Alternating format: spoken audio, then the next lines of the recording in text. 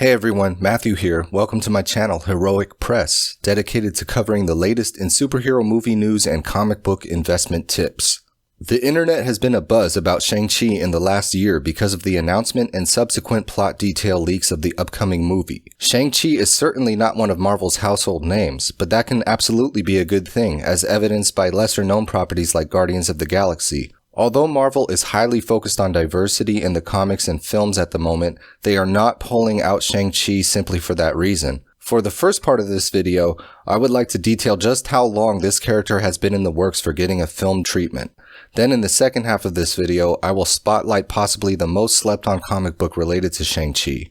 Let's start off with some background on the Shang-Chi film attempts. According to Margaret Loesch, former president and CEO of Marvel Productions, Stan Lee believed in the character and actually had great interest in making a Shang-Chi movie or television series back in the 1980s. Stan Lee was in talks with Bruce Lee's son, Brandon Lee, who later starred in The Crow, to star in the role of the Master of Kung Fu. Loesch states that she cannot remember the details specifically, but basically recalls that the project fizzled out after being shopped around and ultimately receiving no interest from networks. In addition to this earliest effort, there was an attempt to make a film starring this character in the early 2000s called The Hands of Shang-Chi. It was in development at DreamWorks Pictures and had Yuen Wu-Ping set to direct. He is a Hong Kong martial arts choreographer and director who did Crouching Tiger, Hidden Dragon, and Kung Fu Hustle. Also, Ang Lee was on board to be the producer.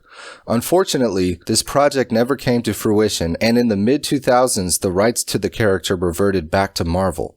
In 2005, Marvel had announced that they had raised the $500,000 needed to begin making their own films, as opposed to licensing them out to production companies, and they had a deal with Paramount Pictures that would handle the distribution. Shang-Chi was in the list of films they were planning on developing concurrently, along with Captain America, Avengers, Nick Fury, Black Panther, Ant-Man, Cloak and Dagger, Doctor Strange, Hawkeye, and Power Pack, interestingly enough. As time went on and their plans evolved, characters were shuffled. Iron Man was not even in the initial roster of Marvel films, and Shang-Chi, among others, were put on hold for the time being. Well, third time's the charm, and the best things in life are worth waiting for, and we are finally getting a treatment of the character with the upcoming film Shang-Chi and the Legend of the Ten Rings, summer 2021.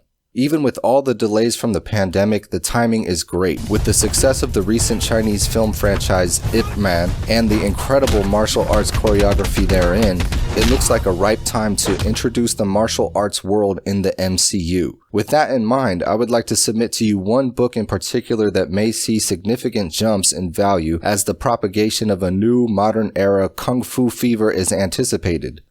This movie news has caused Shang-Chi's first appearance in Special Marvel Edition number 15 to skyrocket. There is probably more room for that one to grow, but I would like to suggest a cheaper book, which came out 4 months later, that still has a lot of room to grow. Master of Kung Fu number 17.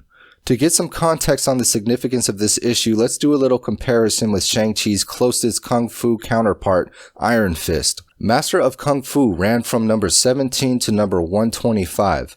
109 issues in total, not counting Special Marvel Edition 15 and 16. For comparison, Iron Fist starred in 11 issues of Marvel Premiere and 15 issues of his solo title.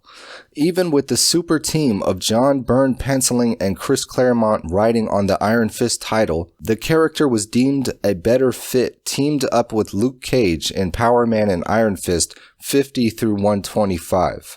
Now, Iron Fist is the more famous character. However, Shang-Chi was interesting enough to hold his own title for significantly longer. There are currently still fewer than 200 issues in total of Master of Kung Fu 17 graded by CGC. Only 15 of those are 9.8s, for which GoCollect shows a fair market value of $575. Compare that with Iron Fist number 1, which has 33 9.8s and a fair market value of $1,900, meaning the ceiling for Master of Kung Fu 17 could top $1,000. A great second choice is the 9.6. Master of Kung Fu 17 in 9.6 has a fair market value of $170, and there are 42 copies in the census.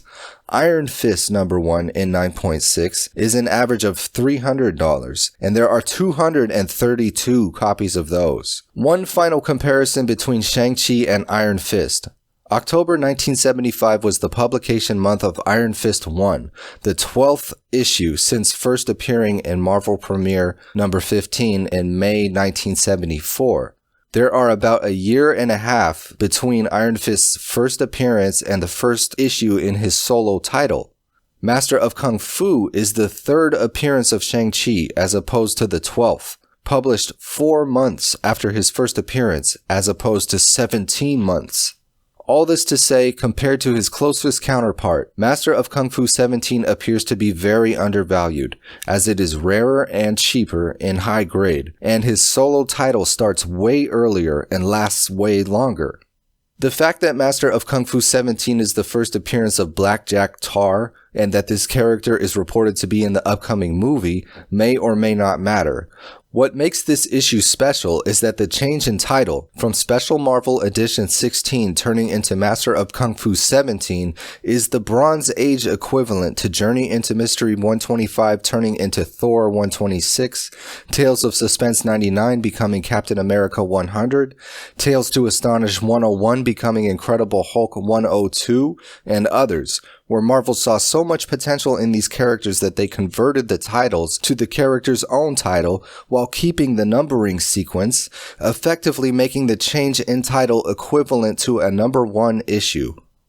No one has cared about this book up until recently, as everyone has been chasing Shang-Chi's first appearance in Special Marvel Edition 15. His third appearance has gone under the radar. Personally, I expect this to change soon, but I want to know what you think. If you had $600 to $700, would you rather put it into a 9.8 of Master of Kung Fu 17 or a 9.0 of Shang-Chi's first appearance, Special Marvel Edition 15? Which one do you think would yield more gains? Leave a comment and let me know. If you enjoyed this video, leave a like and please consider becoming a subscriber. I appreciate you. That's it for this video. Thanks for watching. See you next time.